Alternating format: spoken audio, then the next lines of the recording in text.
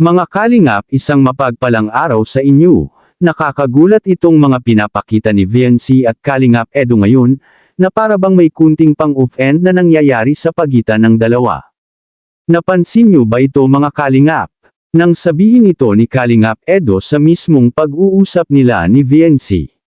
Narito ang mga mahahalagang sandali na ating nahuli sa kanilang conversation. Uy, grabe. Uy, magdasal ka muna. Talaga to, walang manners. Pagpahinga mo na. Hindi ba, break? Mag-invest. Kaya naman tayo ah. Ganito ba talaga to? Para naman tayong pinaghihiwalay nitong lamesa na to. May problema ba yung gumawa nito sa atin? Sa akin? Ha? Ganyan talaga. Kaya nga eh. Alam mo, kahapon ka pa lumalayo. Hanggang ngayon ba malayo ka pa din? Ako pa? Wasing ka. Grabe. Hanggang kailan ko ba titiisin to? Kaya nga pala, happy anniversary. Ganda na kayo. Ganda ng setup. Aromat. Pinagandaan talaga nila. Mahal-mahal tayo ng mga yan.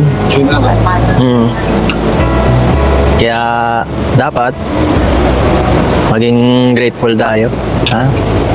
Dapat mahalin sila. Mahalin mo din ako. Ganun. Okay? Siya nga pala. Ano?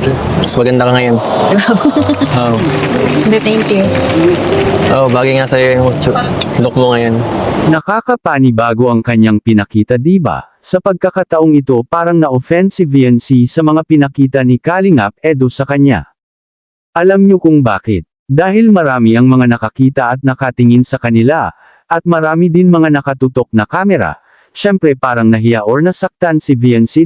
Ang mga sinabi ni Kalingap Edo ay medyo nakaka-offend naman talaga. Dapat hindi na lang sinabi ni Kalingap Edo ang ganun kasi parang hindi naman maganda pakinggan, okay lang sana kung sila lang dalawa.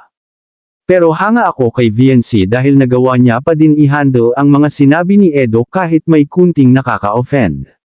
Ang bait talaga ni VNC mga ka-EDC, wag sana saktan ni Kalingap Edo si VNC. Alam ko nakaramdam si VNC ng kunting sakit sa mga sinabi ni Kalingap Edo. Anong masasabi niyo tungkol dito mga kalingap? Please comment down below. Ingat palagi and to God be the glory.